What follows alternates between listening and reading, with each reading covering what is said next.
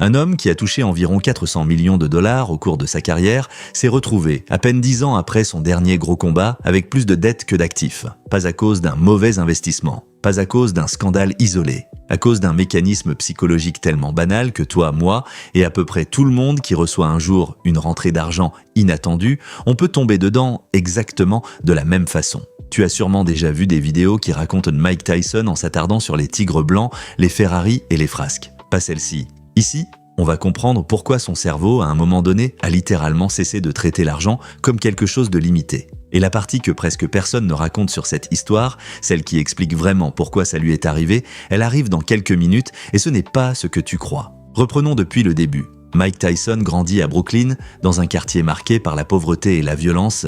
Avant même de toucher un seul dollar de boxe professionnelle, son cerveau a déjà appris une leçon fondamentale sur l'argent. Il est rare, il est fragile et il peut disparaître du jour au lendemain. C'est ce qu'on appelle un conditionnement de rareté. Et retiens bien ce mot parce qu'il va expliquer presque tout ce qui suit. Puis, à peine sorti de l'adolescence, ce même cerveau se retrouve propulsé dans un monde totalement différent. À 20 ans, il devient le plus jeune champion du monde des poids lourds de l'histoire. Et les chèques qui tombent ont plusieurs zéros de plus que tout ce qu'il a connu. Le contraste est si brutal que le cerveau n'a tout simplement pas le temps de s'adapter progressivement. Et c'est exactement là que le premier piège psychologique se met en place.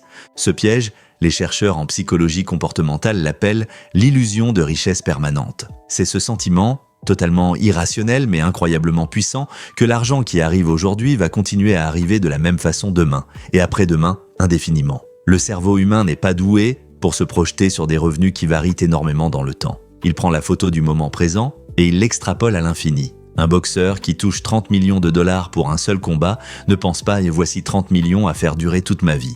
Il pense inconsciemment « voici mon nouveau niveau de vie normal ». Et à partir de là, chaque dépense, aussi démesurée soit-elle, cesse de paraître déraisonnable parce qu'elle est mesurée à l'aune de ce nouveau normal, pas à l'aune de la réalité de son patrimoine.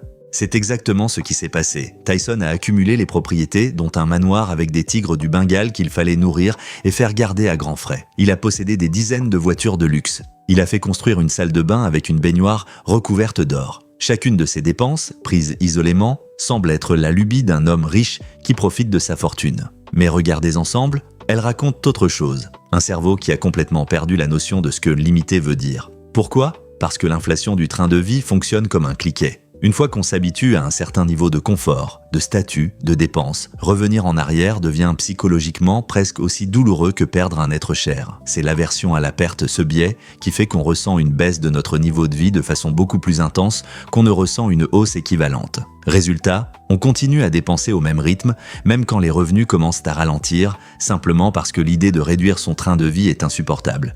Mais il y a une deuxième couche à cette histoire, et c'est peut-être la plus révélatrice. Tyson ne gérait pas cet argent tout seul. Il était entouré d'un immense entourage. Manager, garde du corps, conseiller, membre de la famille élargie, amis d'enfance devenus salariés. Et voici la question qu'on oublie toujours de se poser. Pourquoi un homme aussi intelligent et perspicace sur le ring a-t-il laissé cette structure de dépenses s'installer année après année sans jamais tirer le frein à main ? La réponse tient en un mécanisme qu'on connaît tous, même à notre petite échelle. Le biais de confirmation combiné à ce qu'on appelle l'effet de halo. Quand on est entouré de gens qui dépendent financièrement de nous, ces gens ont un intérêt direct à nous dire que tout va bien, que les affaires sont florissantes, qu'il n'y a pas lieu de s'inquiéter. Et notre cerveau, naturellement, préfère écouter les voix qui confirment ce qu'il a envie d'entendre plutôt que celles qui remettent en question son mode de vie. Ajoute à cela l'effet de halo, parce que Tyson excellait dans un domaine, la boxe, son entourage, et lui-même avait tendance à croire que ce talent s'étendait automatiquement à sa capacité à gérer une fortune. Ce n'est pas parce qu'on est exceptionnel dans un domaine qu'on l'est automatiquement dans un autre. Et c'est un piège dans lequel tombent énormément de gens qui réussissent de brillamment dans leur métier et qui pensent, par extension, que leur jugement financier est tout aussi fiable.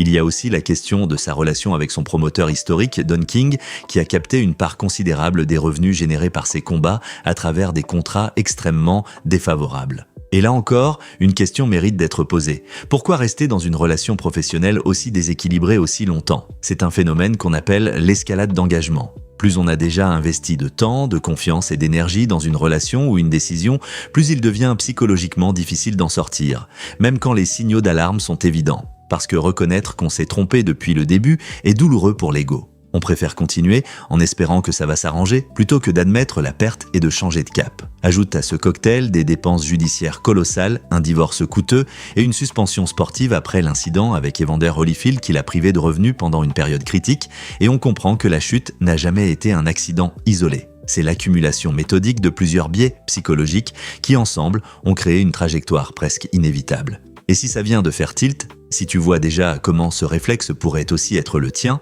à une échelle évidemment beaucoup plus modeste, un like prend 2 secondes et ça aide vraiment cette chaîne à toucher plus de gens qui ont besoin d'entendre ça. Parce que voici la vraie leçon, celle qui dépasse largement le monde de la boxe et des célébrités. Tu n'as pas besoin de gagner 400 millions de dollars pour vivre exactement le même mécanisme. Une augmentation de salaire, une prime inattendue, un héritage, le même réflexe s'active. Le cerveau prend la photo de ce nouveau revenu et décide, sans te demander ton avis, que c'est ta nouvelle normalité permanente. Et sans qu'on s'en rende compte, le niveau de vie grimpe pour absorber exactement chaque euro supplémentaire. Comme si une règle invisible imposait que l'épargne ne devait jamais dépasser 0. La différence entre quelqu'un qui construit une sécurité financière durable et quelqu'un qui reste fragile, même en gagnant bien sa vie, ce n'est presque jamais le montant des revenus, c'est la capacité à reconnaître ce réflexe d'inflation du train de vie au moment où il se déclenche, et à délibérément mettre de côté une partie de chaque hausse de revenus avant que le cerveau n'ait le temps de la considérer comme acquise. Ce qui est fascinant avec l'histoire de Tyson, c'est qu'il a fini par le comprendre lui-même,